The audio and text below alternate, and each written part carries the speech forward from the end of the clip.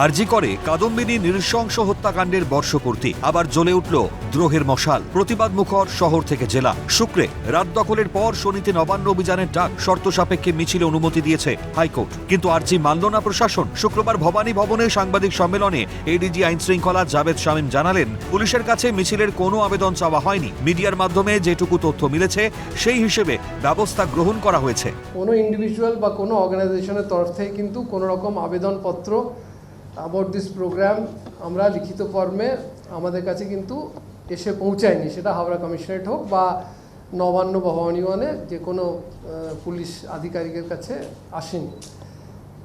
আমরা যেটুকু আপনারা জেনেছেন সেটা আমরাও সংবাদ মাধ্যম হোক, সোশ্যাল মিডিয়া থ্রু দিয়ে হোক, ইলেকট্রনিক মিডিয়া থ্রু দিয়ে হোক, যতটুকু আমরা ডেটা সংগ্রহ করেছিলাম সেই হিসেবেই পুলিশ ব্যবস্থা আমরা নিয়ে চলেছি। পুলিশের তরফে স্পষ্ট জানানো হয়েছে, শান্তিপূর্ণ মিছিলের ক্ষেত্রে কোনো আপত্তি নেই, তবে নিরাপত্তার স্বার্থে নবান্নের আশেপাশে যেহেতু ভারতীয় ন্যায় সংহিতার 163 ধারা জারি রয়েছে, তাই সেখানে জমায়েত নিষিদ্ধ।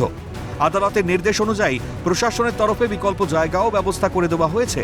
বিকল্প জায়গা হিসেবে সাঁতরাগাছি বাসস্ট্যান্ড ও রানী ডাশমণি চত্বর বেছে দেওয়া হয়েছে। সেখানে শান্তিপূর্ণভাবে মিছিল করার ক্ষেত্রে কোনো বাধা নেই বলে জানান এডিজি দক্ষিণবঙ্গ সুপ্রতিম সরকার। কর্মসূচি আছে সেই বিষয়ে মহামান্য উচ্চ আদালতের ডিভিশন বেঞ্চ যে রায় দিয়েছে সেই বিষয়ে আপনাদের এবং আপনাদের মাধ্যমে রাজ্যের সাধারণ মানুষকে একটু অবহিত করতে চাই।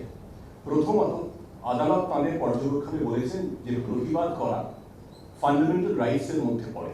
সম্পত্তি নষ্ট করা বা হিংসাত্মক কার্যক্রমের আশ্রয় নেওয়া এটা বেআইনি এবং এটা নাগরিক অধিকারের কর্তব্যের মধ্যে পড়ে না। হিংসা থেকে বিরত থাকা এবং সরকারি সম্পত্তি নষ্ট না করা এটাও প্রতিটি নাগরিকের কর্তব্যের মধ্যে পড়ে। তবে কোনো সরকারি সম্পত্তি নষ্ট করা যাবে না, সেক্ষেত্রে আইনানুগ ব্যবস্থা নিতে পুলিশ বাধ্য হবে বলেই জানান police commissioner Manoj Varma.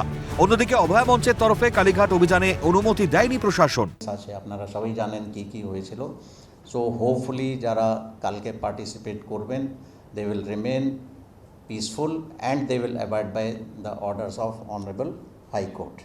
And alternate জায়গায় যেটা দেওয়া হচ্ছে ওদেরকে, হাওড়া অ্যান্ড কলকাতা বোথ, আমরা আশা করি সবাই সেইভাবেই এগোবে।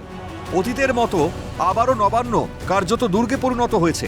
চারপাশে পুলিশের বজ্র আটুনি, ফাঁক গলে কাকপক্ষীরও ঢোকা মুশকিল। লাগানো হয়েছে আকাশ ছোঁয়া গার্ডরেলও, সিসিটিভি এবং ড্রোনের মাধ্যমে নজরদারি চালানো হবে। মোতায়েন হয়েছে বাড়তি ফোর্স। বাইরের জেলা থেকে প্রায় 1500 জন পুলিশ কর্মীকে আনা হচ্ছে। শুক্রবার সেই প্রস্তুতির কাজ খতিয়ে দেখেন হাওড়া সিটি পুলিশের ডিসিপি সেন্ট্রাল বিশ্বজিৎ মাহাতো। পুলিশের টেনে দেওয়া লক্ষণ রেখার মধ্যেই সীমাবদ্ধ থাকবে প্রতিবাদ, এখন সেটাই দেখার।